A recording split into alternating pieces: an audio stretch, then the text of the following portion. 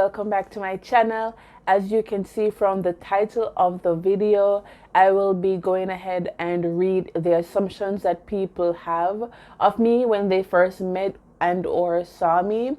This is going to be interesting. If you haven't already, I'm going to give you a few seconds to go ahead and subscribe to the channel. Thank you. And while you've done so, go ahead and turn on your notification bell so that you can be notified whenever I post videos. If you are new to my channel, my name is Staecha. I go by Namaste on my Instagram. Go ahead and follow me also on my Instagram. And I am Jamaican living in Japan. Okay, enough of all of that. Let's get into these assumptions. Stay tuned.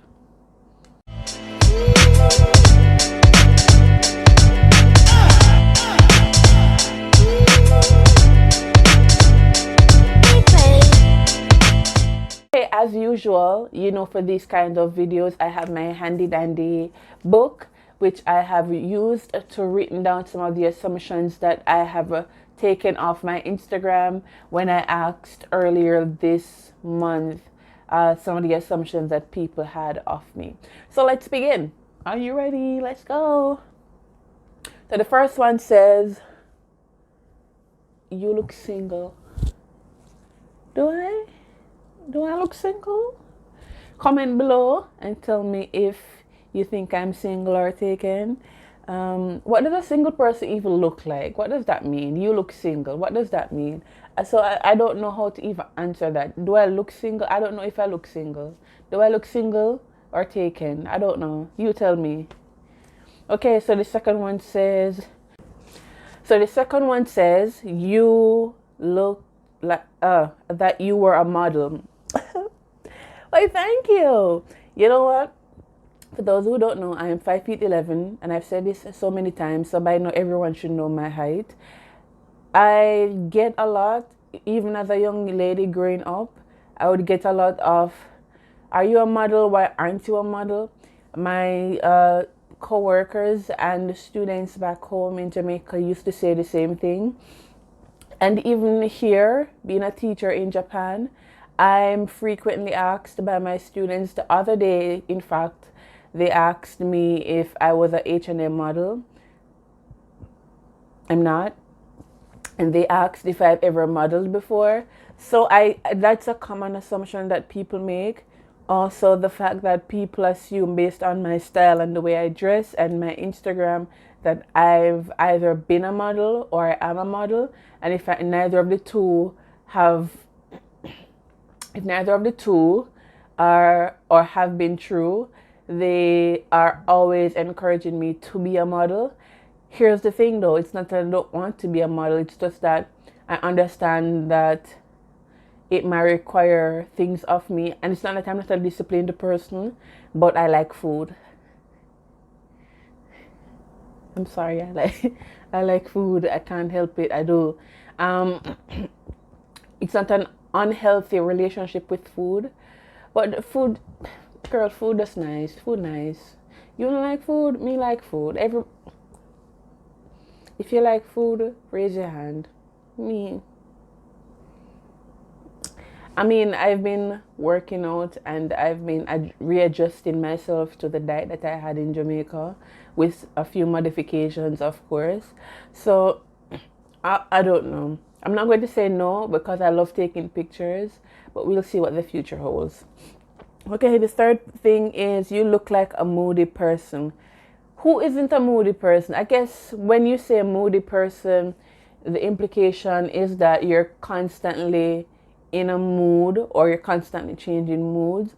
And yes, I was like that at one point in my life. But I've worked on a few things and I now realize that when I was in a mood, it was something that was bothering me and I was essentially in a state of depression. Now, when they say I don't have those days, I think everyone has those days, but I think the frequency with which those days happened for me have decreased significantly. So I guess if you met me a year and a half ago, before I started my journey to mental health, I would say yes, I'm a moody person, but I don't think I'm a moody person now. I'm actually very bubbly, and that's due to some changes I've made in my life. So I'm not a moody person anymore. Hallelujah. Hallelujah. Okay, so number 4. You look like you don't take foolishness from anyone. I don't. Mm-mm. I just think,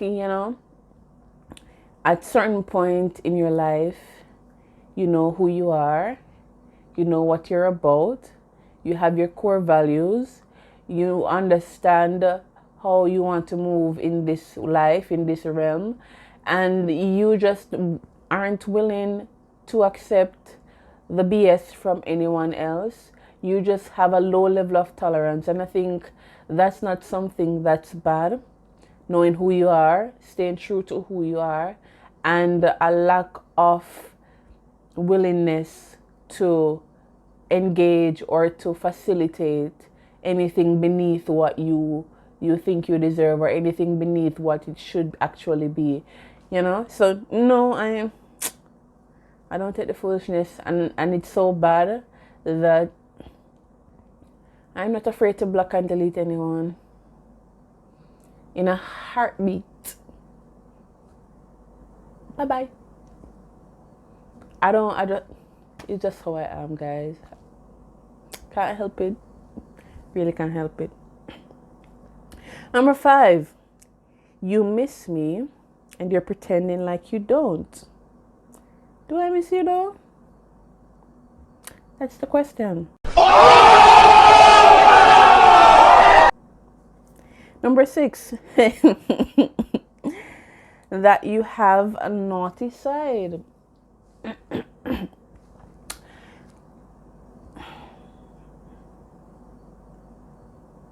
What do you mean by that? I have a naughty side. Let me not play foolish. I know what you mean. Try to think of how to answer this. So let's put it this way. Every woman has a naughty side. It takes the right kind of man to get her to reveal that self, that part of her. That's all I'm going to say about that. Number 7, I think you're very stern. I guess I am when it comes down to certain things. I'm a stickler for rules, and I'm a stickler for discipline, especially when it comes on to children, teenagers, adolescents, etc.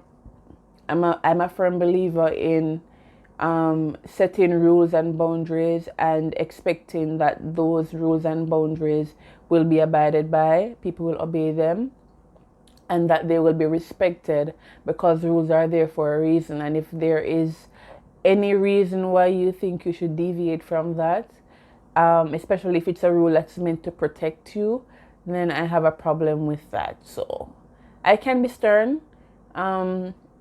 When I was a teacher in Jamaica, I am fully aware that while I was liked by many, I was also disliked by others, and I was a no-nonsense person, especially when it came on to handing in work and cleanliness and just general deportment, and inculcating a culture whereby students understand that it is important to treat everyone with respect and with basic human decency, irrespective of however you feel about them. Because I don't necessarily like all the students I taught, but at the same time, there was some amount of balance in my approach to how I treated them, especially when they were treated in a way that they didn't deserve.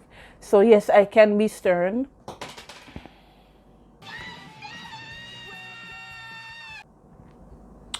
Okay, so this next assumption says, I thought you were a stuck-up, spoiled, rich kid.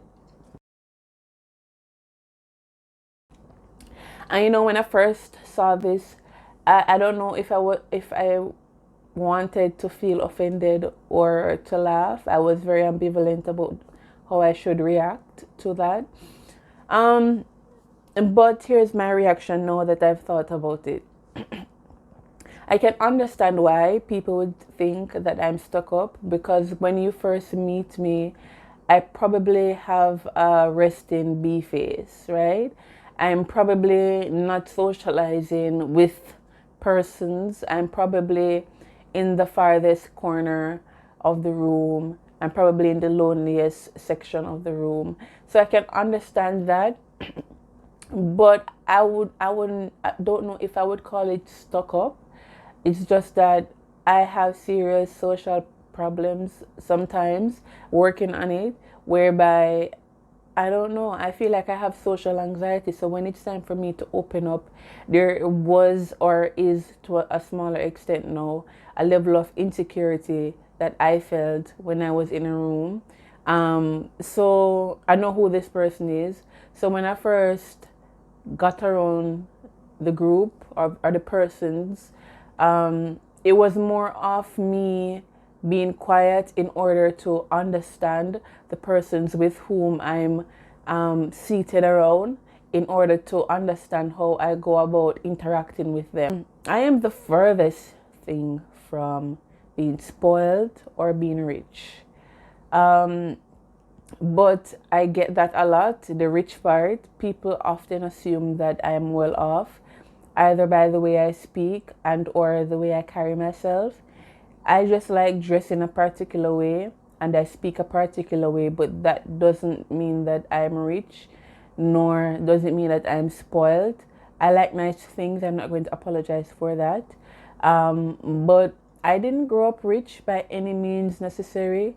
I'm not going to say I had the worst or I lived in destitute poverty, but I've had a lot of phases in my life, let's put it that way, where things were hard, you know, and it was so hard where suicide became a thought, where depression was actually real.